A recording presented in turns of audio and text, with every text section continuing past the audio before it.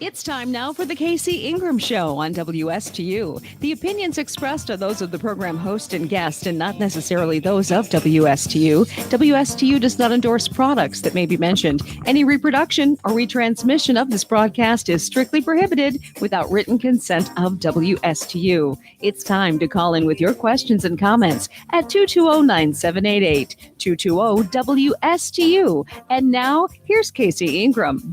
Tired of lines at the boat launch, sun damage, or not using your boat because of the hassle? Call Meridian Marina and Yacht Club because we do all the work so you can enjoy your boating lifestyle.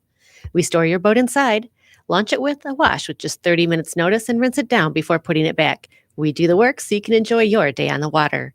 Call us up at 772-221-8198. That's 221-8198, or visit us online at meridianmarina.com for more information.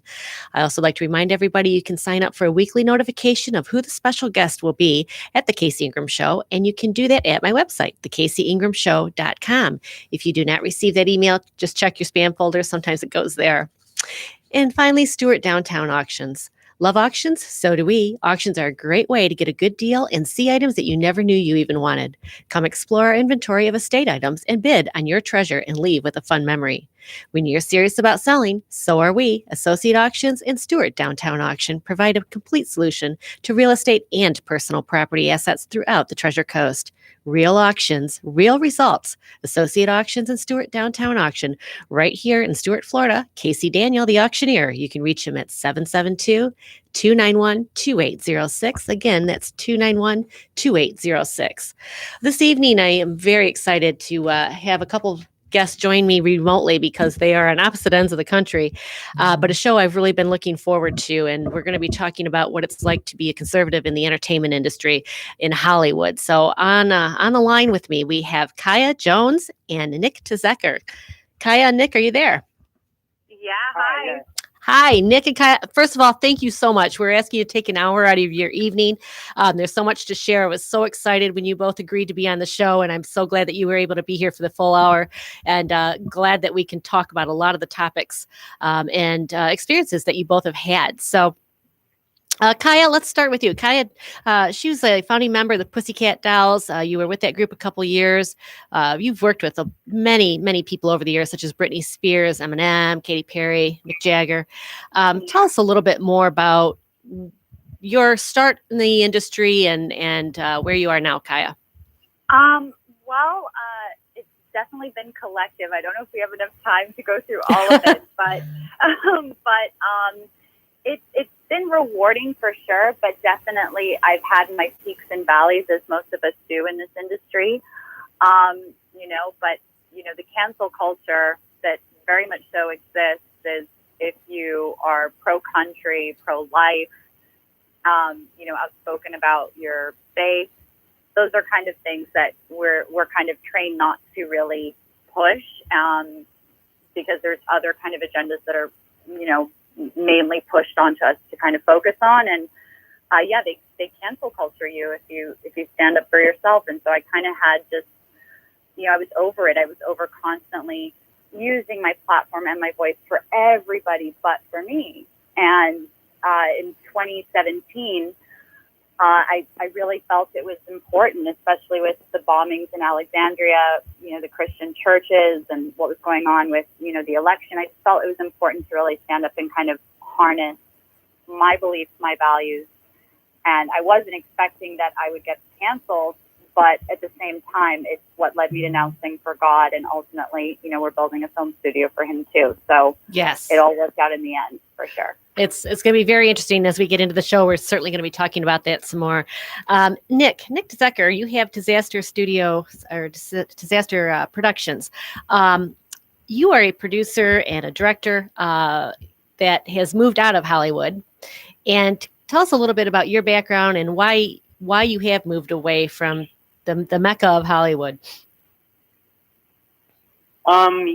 So I actually recently just moved out, within the last few weeks. It just, during the whole COVID shutdown and everything sort of just stopped and nobody was really doing anything. And at least, especially in California, everything sort of was outside of California, like out of the country. There were things happening in Canada. There were things happening all over the place. Like this movie we're talking about, we're doing that in Arizona. There's other things I'm working on that are not in California. So I figured there was no really real reason at the moment to be there because nothing's happening. Right. So it's a good time to make this move. And of course, we're going to be talking a lot more about the projects that you're both working on. Kaya, I want to talk a little bit more. Kaya Jones has been on Sean Hannity, Fox News, Breitbart, InfoWars. Kaya, you've been very outspoken that you're conservative. Have you always been a Republican, lifelong Republican? I'll be honest with you. I was probably, but I didn't know that I was a conservative. I just thought that I didn't fit somehow. When I was in the Pussycat Dolls, I really struggled with a lot of not only the demands that were put and the abuse that was put on the women, and I've spoken publicly about that. They didn't align with my personal convictions. And, now looking back, yes, I think I've always been a conservative, but at the time, it just didn't feel right. And I felt like, why do I feel different in this umbrella of an industry that I adore and I have great friendships in, but there's certain things I don't really agree with. And I think we can do better. And I think we can do more and, kind of navigating that journey through the industry. But for sure feeling like I must have been kind of a leper because I didn't know that I was a conservative. And of course, at the time, I really wasn't walking in my faith the way that I am now. So I definitely had conservative values, but now it's on a whole nother level where I'm actually living it, breathing it, and can understand and decipher what that means. Well, Kai, I think it's tough as well. You're a budding artist. You were just discovered, and you're starting to build your career, and all of a sudden, you're kind of being forced to have different political beliefs than what you thought of personally, and not just political Right. beliefs, but could be different morals, right? And Right. it's a tough thing because first of all, it's tough to have a successful career. So when you get that break, all of a sudden you've got to make a decision. What am I going to do here? Mm-hmm. It took me, I don't know how many years and hours and the effort to be found and to become a star. It's a little bit difficult to stand up, especially as a young person in Hollywood or the entertainment industry, to stand up for their beliefs, because that's where the blacklisting occurs. Of course. Yes. It's almost scary to do so. And I remember being in interviews where I was, instructed I can't define who I pray to by my publicist. And I mean, I'm paying this person, but he's telling me that, like, I don't say that. Don't define who you pray to. Talk about angels, talk about this. Don't define God.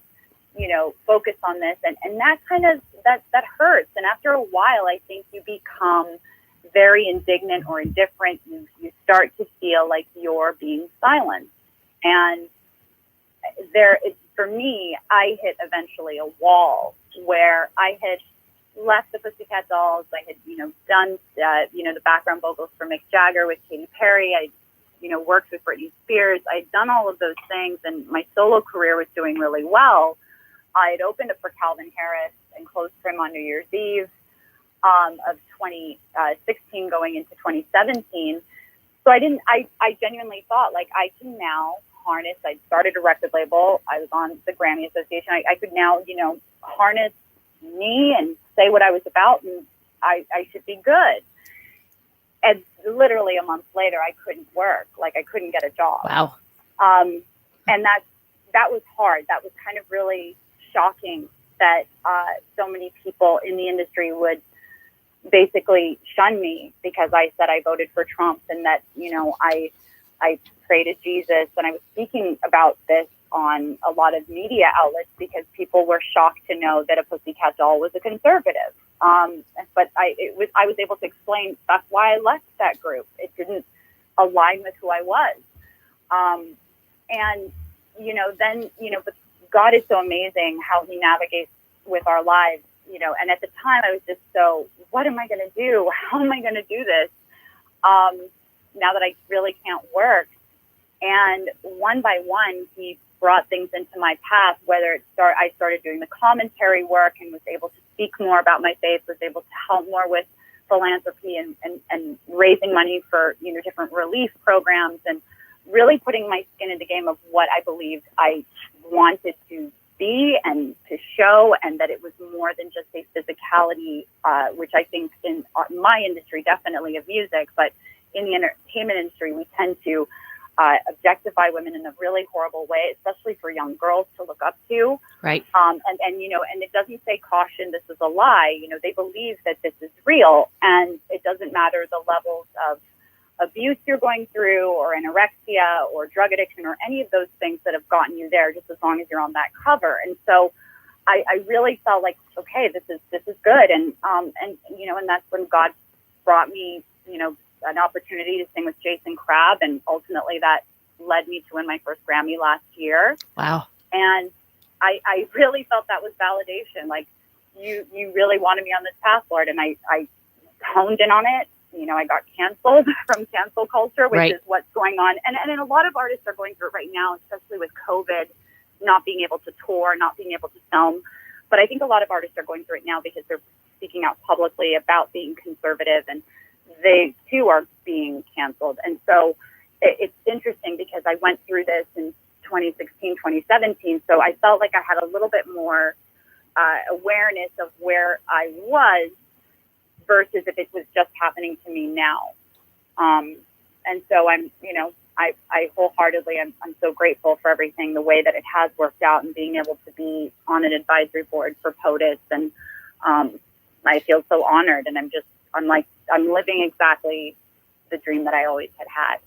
Kaya, you stuck with your principles, and it's God coming around and supporting you. You stuck with what you knew was right, and you said when you were part of the Pussycat Dolls that you felt like it was a prostitution ring.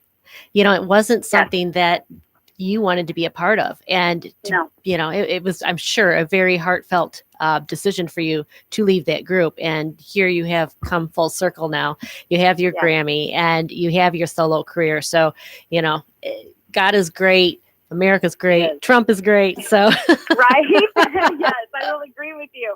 But unfortunately, we got a lot of people who are trying to diminish the amazing country that is our home. Right. And so that's very scary. And that's even more of a reason now that whether you were silent like myself, because there was a silenced majority, and then there's a silent majority. And the silent majority are those that have really just laid low and kept quiet.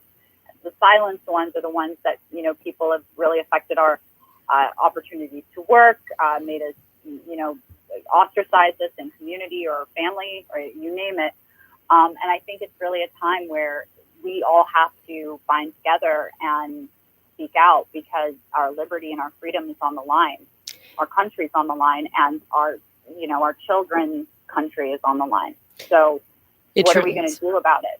Truly is, Kaya. I can't agree with you more. This is something we have to fight for the next generations. And you talk about the cancel culture and what it means. I was reading an article out of The Hill. Tim Allen actually went to my alma mater, Western Michigan University. Go Broncos. He joked to Jimmy Kimmel Live in 2017 that being a conservative in Hollywood wasn't easy. You get beat up, and if you don't believe what everybody believes, it's like the 30s Germany. He cracked jokingly, but then ABC canceled Allen's popular Last Man Standing show less than 2 months after he made those comments, despite healthy ratings. So, here's somebody that's a star in Hollywood, and my goodness, he didn't toe the line of the liberal message that they put out or want you to put out. And there you go. Canceled even a popular show. Yeah, it's a shame. And I think that's why more than ever, we do have to bind together and work together, and especially because there's a demand for what's not being met.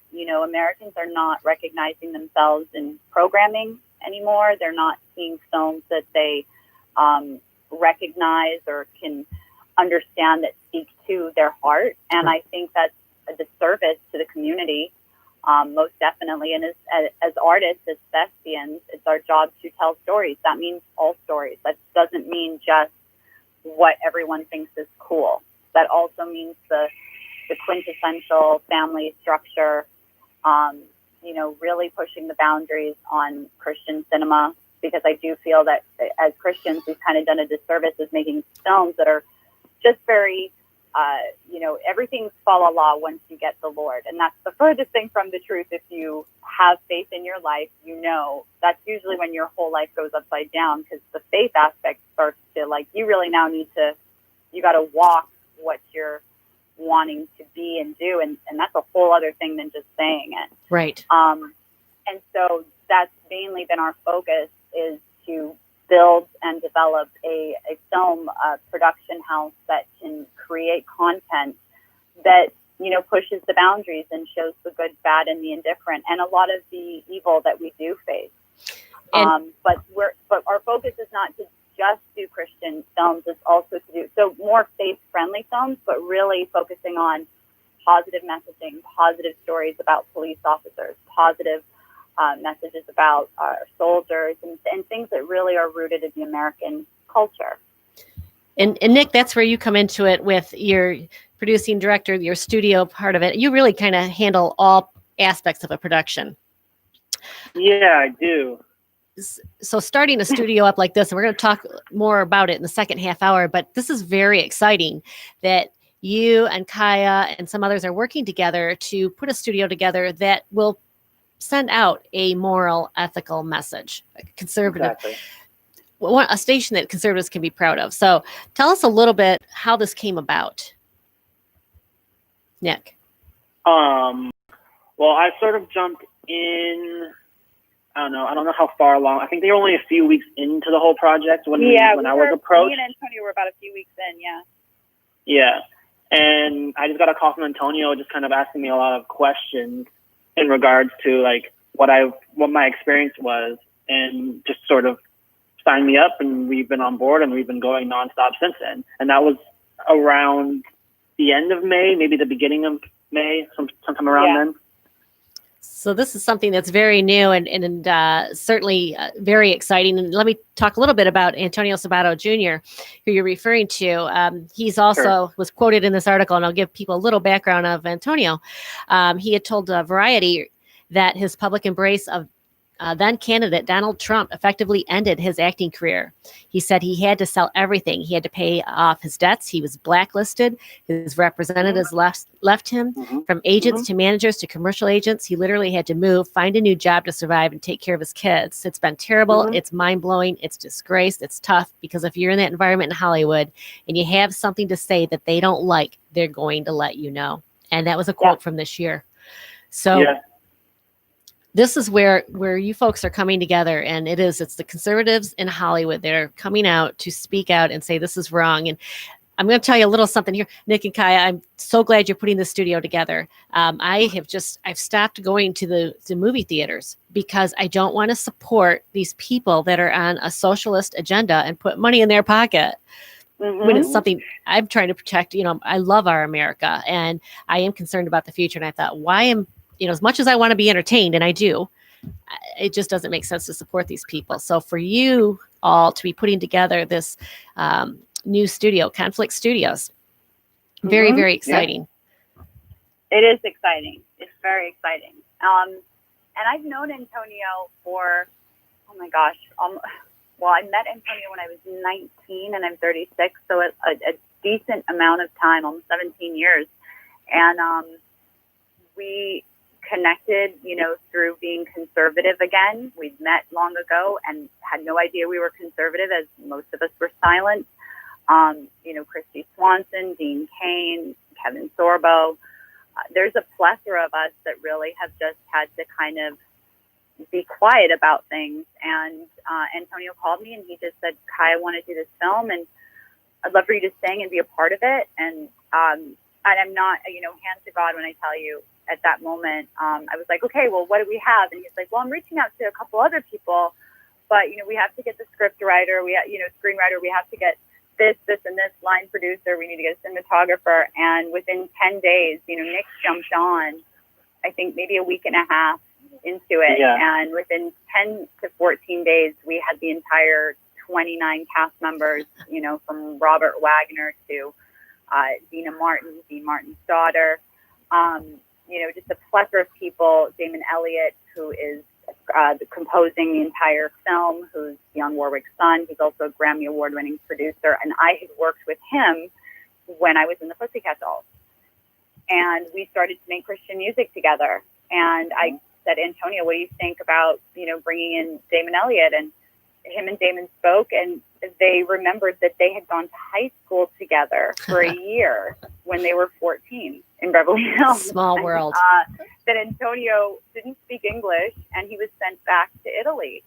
And, and Damon was sent, off to military school, and they ended up not speaking until now, and they're making this film together. And so it was just a collective, and, Nick's been working nonstop on all of the intricacies, because it's a lot. And we started with this one film, and then Antonio was like, we should do a trilogy. It should be a Western, and we should talk about all of these different issues. And it's good versus evil.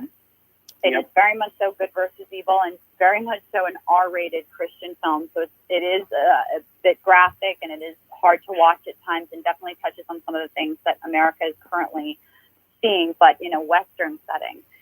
And he said, let's do this as a trilogy. And, then we collectively as a team said, why don't we go further? Why don't we build a studio? There's too many people that want to work. There's too many people that have great stories. why don't we do something bigger? And that then kind of is where it went off to the races, because the moment that Antonio, because everyone is, knows what Antonio Sabato Jr. has done, and Christy Swanson, some of these people, Stacey Dash, their resume is pretty far, deep, and wide. And right. Once Antonio, went on to Fox and a couple other interviews and said, we're building a studio, I mean, it has been nonstop. If it's not been emails and text messages or DMs from our social media platforms, it's been phone calls of genuine people in the industry and out of the industry that want to help. And we were overwhelmed. We didn't even know that there was that many of us within the industry that really felt silenced, from CEOs to, vice presidents companies, of companies, very well literally everything. Yeah, that we want to jump ship. We want to come and work. That's awesome. The amount of emails that we get daily between the three of us is ridiculous. That is really good news. I mean, it's the anonymous conservatives that are speaking out now, and we're kind of seeing that nationwide as well. We're winding down at the bottom of the half hour. We got to take a short break here shortly, and then I really want to talk a lot more about the movie, the studio, and what your future plans are with that. Real quick, Eric Miller said, "This demonstrates how the light of liberty can overcome the darkness of the progressive cancel culture." Yeah. So, yeah, absolutely. And Michael Willis, we're going to cover this when we get back. He wants to know what the name of the movie is. So we're going to talk a lot more about that movie that you're putting together right now. So it's going to be very exciting. And Kai, I have to talk to you too about when you first came out to support Trump. And I think there's a story with a T-shirt. And we'll cover that one real quick as well, because I found that a little bit fun. So we will be right back, if you can hold on for just a couple minutes, and we'll talk about that studio, Conflict Studios.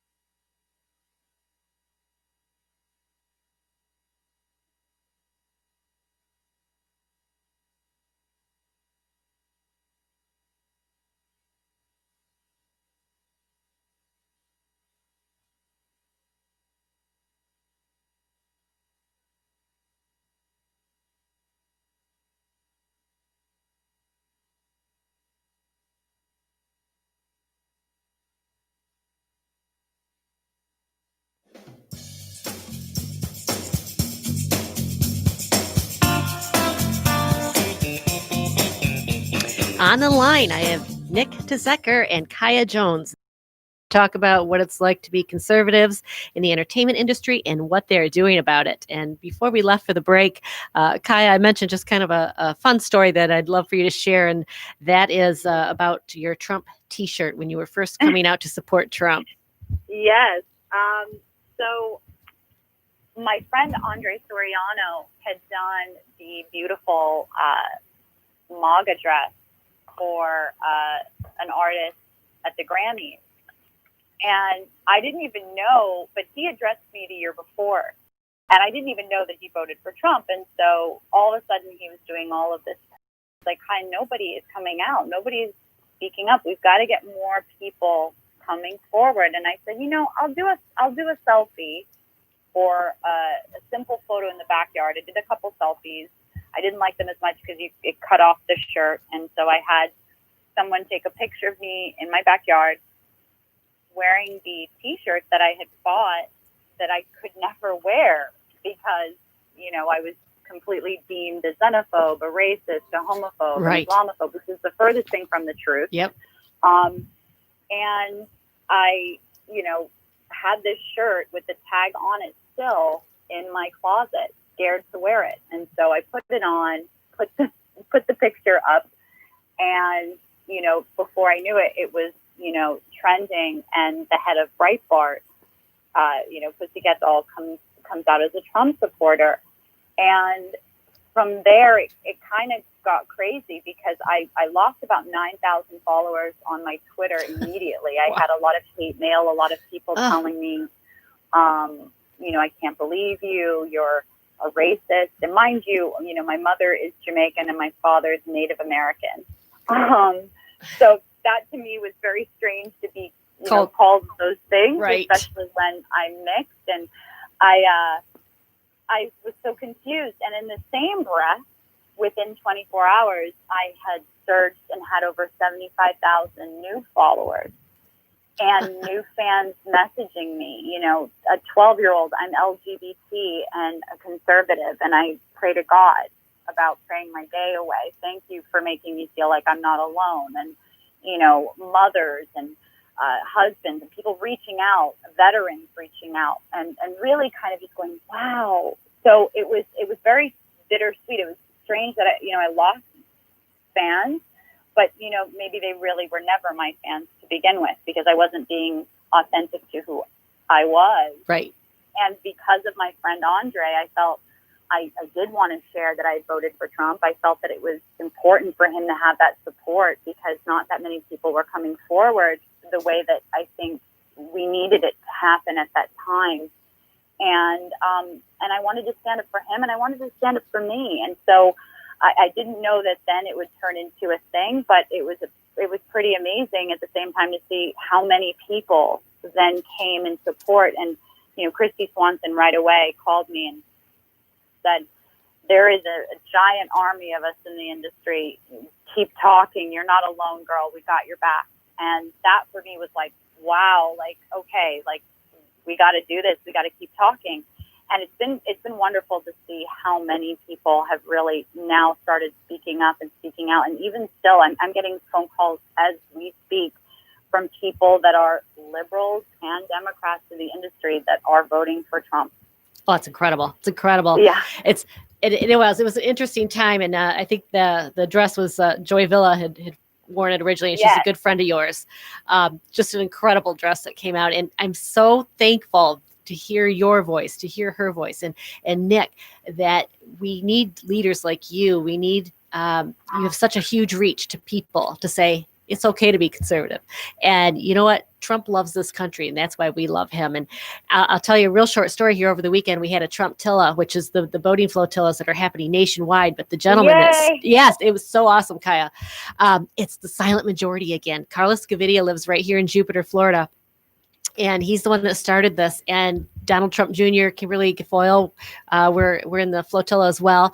But there were thousands and thousands of boats. And not only that, people lined the shore, they lined the bridges, and they're waving their American flags and their Trump flags. And the patriotism just flows through. So I know what you mean when people come out and start supporting, and then they come out in large numbers, you're not alone. Yeah, and it's important to know that because unfortunately the media is telling everyone a different story. They do, or they don't cover something like this. It wasn't even covered, and there was thousands of votes. Of course, because it's positive. Right. Why do that? There can't be people out there that support this man. How is that possible? There is. So, yeah, exactly. The other thing too that you had touched on, I'm sure that both of you find, and the liberal message can be so nasty and mean when they don't know what to say. They just tear you down, call names, just like you were called. I mean, to call you a racist, come on. Yeah. Well, the worst I felt was really from the LGBTQ community for me because, as a Christian, I am so all-inclusive for all. I pray for every single one of my friends and family and even those that I don't get along with. Because that is the reward. And we were told that by the Creator, that what is the reward if you can't pray for those that curse you? And so, to think that I marched, I performed in countries, like I performed in the only LGBTQ nightclub in the Middle East. I could have been arrested, and the punishment is death in that country. I spoke out on radio about it, spoke out about my faith, and spoke out about being, an ally for the community. And, for them to really kind of take this approach of attacking me, I was so shocked because that was a community I really did wholeheartedly do my best to be a good ally. And to kind of have the door slammed in my face from that community right away because of Trump in their head, I was shocked. And so now that you see, pride for Trump and all of these, conservative gays that really feel they're being misrepresented in the gay community, and that there's a lot of different things that are being attached to the gay community that they're not okay with. It's really astounding. It's time for a lot of people to understand that conservatism is far deep and wide. You don't just have to be a veteran. You don't just have to be a Second Amendment advocate. You don't just have to be pro-life, and you certainly don't have to have a strong faith. You could just have a good moral compass and really love capitalism to understand what it is to be conservative. And I think that's really what's happening with our party is our party is becoming the cool kids, and it's about time. So I'm excited that so many people are starting to see and hear the voices of so many that have been silenced for so long, and really the forgotten people of America. Well, you are a really great role model for our younger generations that are growing up, and somebody that you stuck with your principles no matter what it meant. Even if it was disappointment today, it turned out to be a success tomorrow and in the future. So, so glad to hear your story. And Thank you. We absolutely, Nick, tell us a little bit about the movie. And somebody, they want to know the name of it. Yeah. Okay. So the first movie is called Trailblazer, and it's a trilogy like we talked about before, and it hits on a lot of the things that are actually kind of going on in the world at the moment.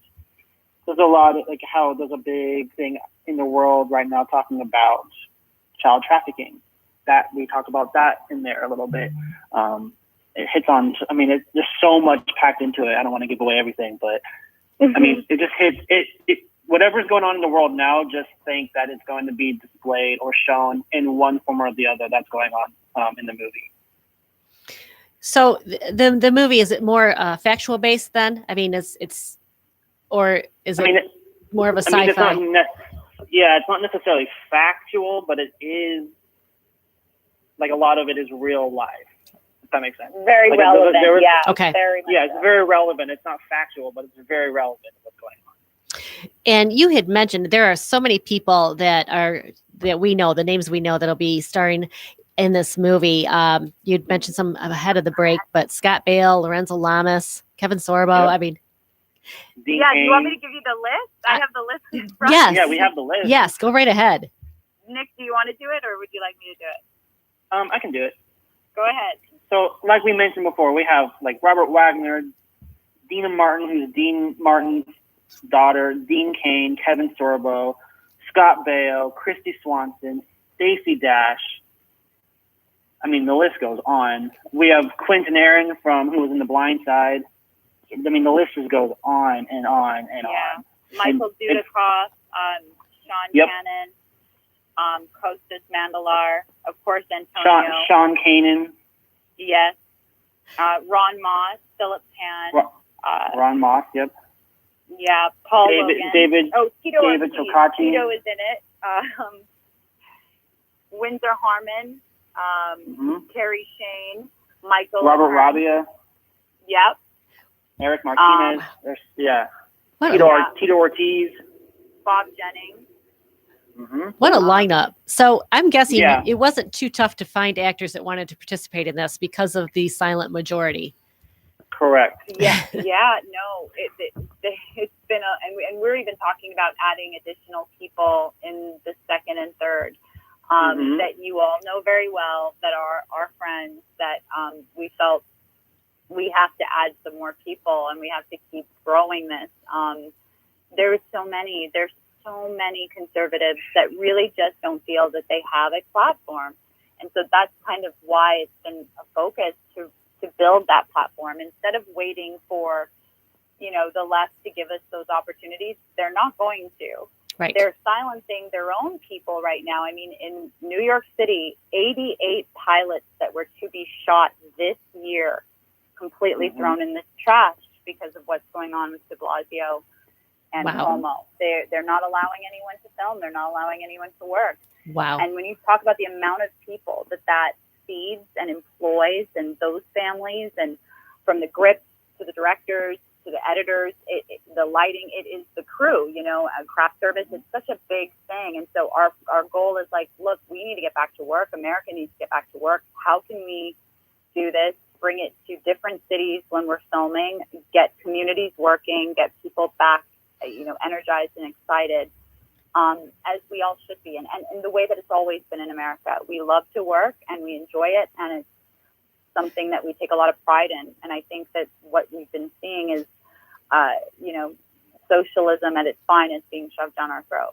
It truly isn't. And Kaya, we are ready to get back to work. And we need to get back to work. We are. Look at the economy and how well it was doing before COVID hit. Unemployment rates were so low.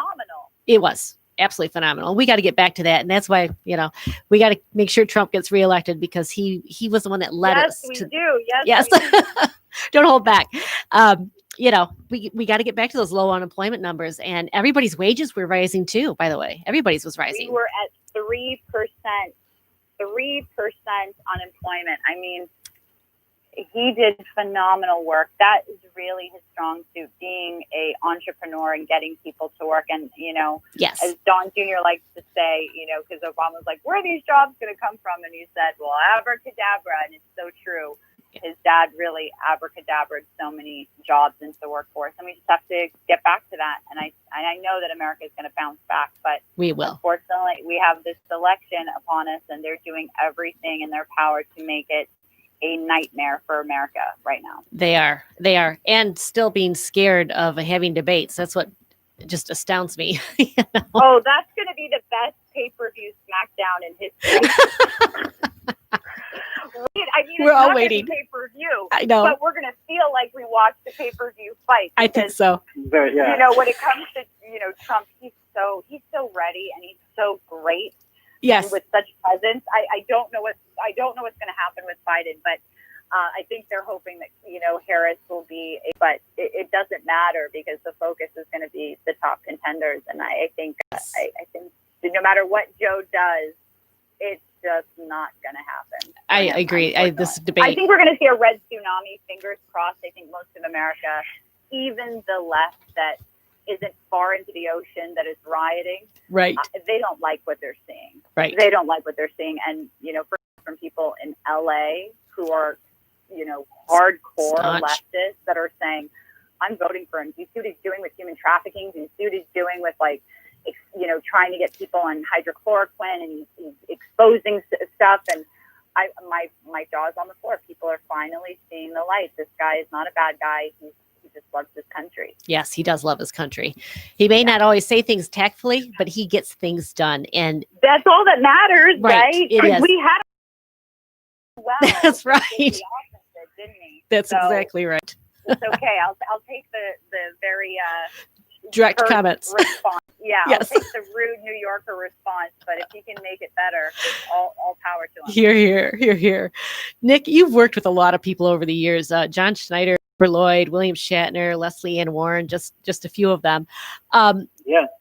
As we're talking about getting back to work, tell us how the studio is going to work. Where is it located? And, what kind of funding? Are you guys looking for fundraising, or do you have that already? What's going on with the actual making of the movie? Because those of us that aren't in the industry, we don't know how the magic happens. We just enjoy it. No, yeah, of course. So the plan right now is the studio is going to be placed in Phoenix, and we're going to film the movie there if all works out. Right now, we do have some funding at the moment. We're still trying to finish it, get the rest of it. We have about $1 million locked down, so we're trying to get a couple more million if we can. And yeah, so that's the plan, is that studio's going to be in Phoenix. We're going to either rent a building, buy a building, whatever we need to do to get it done, and then shoot. The plan is to shoot the movie out there. So the other shows you were talking about that might be police-based or veterans-based, whatever that show has to be, is that something that'll come after that movie is the first installment of that movie is made? Yeah. Yes. Yeah. Because So right the now, film studio the main is very objective is just expensive. focusing on that. Yeah, because it's very expensive to do the studio. So we're actually utilizing everything that we raised with the first film, not only to go into the second and third, but to really funnel the entire foundation for the studio. Because we don't want to keep people waiting, and we know that we can get it up and running. And we're also doing a making of the film, exposing cancel culture and what was done to each of the cast members, because from Stacey Dash down, they were cast out. And these are people that, had very elaborate film careers. And how could you do that? How can you do that? How is that even allowed to just ice out people because they voted differently than you? What kind of bigotry are we facing? Right. Yeah. And that's kind of also what our goal for what the studio is as well, is to not necessarily only have cast conservatives. We just want to be able to cast people whoever we want, regardless of what they believe. I mean, not necessarily what they believe in, but who they voted for. Like, if they're a good talent and they fit the role, then why not use them? Which is how it should be, right? Exactly. That's how it should be. That's how it should be in Hollywood right now. That's how it should be. And it's a shame that it isn't, but and that's, I will say, I feel like it's the same thing with the Republican Party. We will welcome anybody into it. We're open arms. We're not trying to shun you because maybe you were a Democrat all your life. We want to share our stories with you and why we're so passionate about being a conservative, about being Republican. And same thing here with your studio. Exactly. You just want the best that's to be represented in there. And the first thing you said, that you're going to go into everybody's backstories. That's going to be super interesting. So is that going to be like a little documentary about them, about each person? Yeah. That is absolutely fantastic. And I think that'll draw in a lot of attention for people to hear, what had happened. I mean, you don't understand it unless you're in the industry. All of a sudden we don't see you on the silver screen, or we don't see you singing up on stage anymore. We don't know why. Right, exactly. So it's going to be super, super fascinating. When do you think the movie is projected to come out? Well, the plan has been sorry, Kaya, go ahead. No, go ahead, Nick. Okay. The plan has been to shoot later this year, which is still possible. But we're probably thinking of a release date around the end of next year if all works out well. Is COVID? COVID.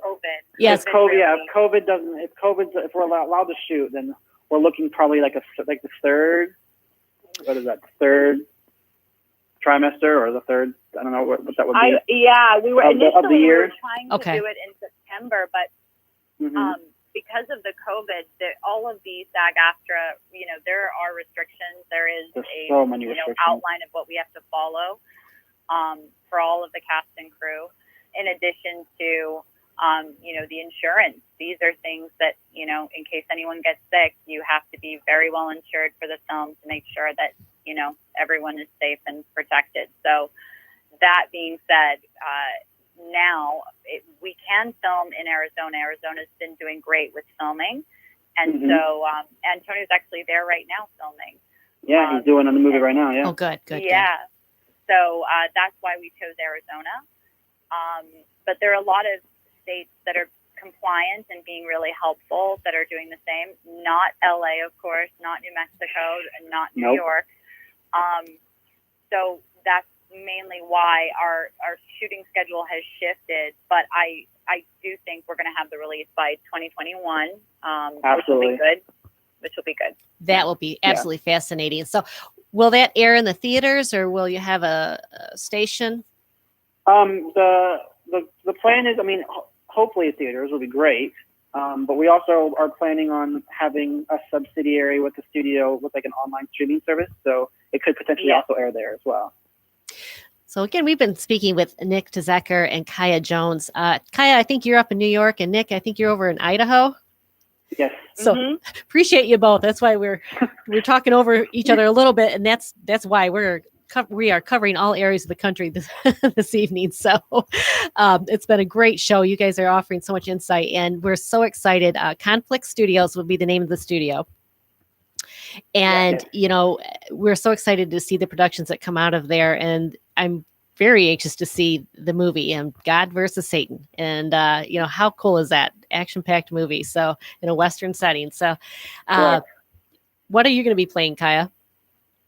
Oh, I play Hannah. I play the only sister to 6 brothers. So I'm one of 7. And our parents are Robert Wagner and Dina Martin. And essentially our family, unbeknownst to us, we are connected spiritually, but we have to find that out in the film to really understand we're not just fighting in the flesh, but also in the spiritual space. As a whole, Another one of our siblings that is truly possessed. And so that's kind of more or less what I play. I play Hannah the Gracious. Antonio plays one of my brothers. So yeah, I'm definitely excited for it. I've been training a lot and doing a lot of martial arts. Philip Tan, who we have doing our martial arts, has trained everybody from Val Kilmer to Lucy Liu. He's in Pirates of the Caribbean. And so not only is he a cast member, but he's also our lead stunt coordinator. And we also have Taryn too. Yeah, Taryn Tactical on the, firearm side of the fence. Yeah. Oh, that's awesome. Yeah, I think we saw a video with you too, Kaya, with I think you got a concealed weapon permit. Yes. Love it. Yes. You know what? I love it. I'm a big Second Amendment advocate. I love the right to bear arms, and I think truly women are empowered when they can protect themselves and their family. So I'm always saying, it's better to have it and not need it than need it and not have it. And especially in these times where, anything can happen, definitely if you decide to fire a firearm, train and learn. That's right. Because it is a powerful thing, and it's so imperative that you know all of the intricacies that come with owning it, and I definitely didn't. When I first bought my first firearm, I didn't know that I needed eye, ear, all of that stuff. I didn't. And it does cost a pretty penny, but it's worth it, more than its weight in gold. It definitely is.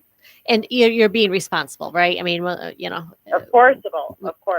Right. No, I know you are, but when you have that concealed weapon permit, you did go through all that training, and that's what people that have these permits, they are the responsible ones. And, that's a whole nother discussion. That is a whole nother discussion. Yes. It is. We're winding down. Unfortunately, they're trying to take those rights away from the people that do all of the right things, not the, and we can't legislate or regulate street weapons. And unfortunately, that's what we really have a problem with.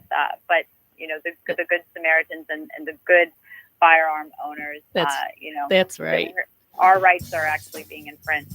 That's right. Nick and Kaya, appreciate it. It's been a really great show. We're at the end of the hour. It went by so quickly, but we wish you all the luck, and we can't wait to hear Trailblazers.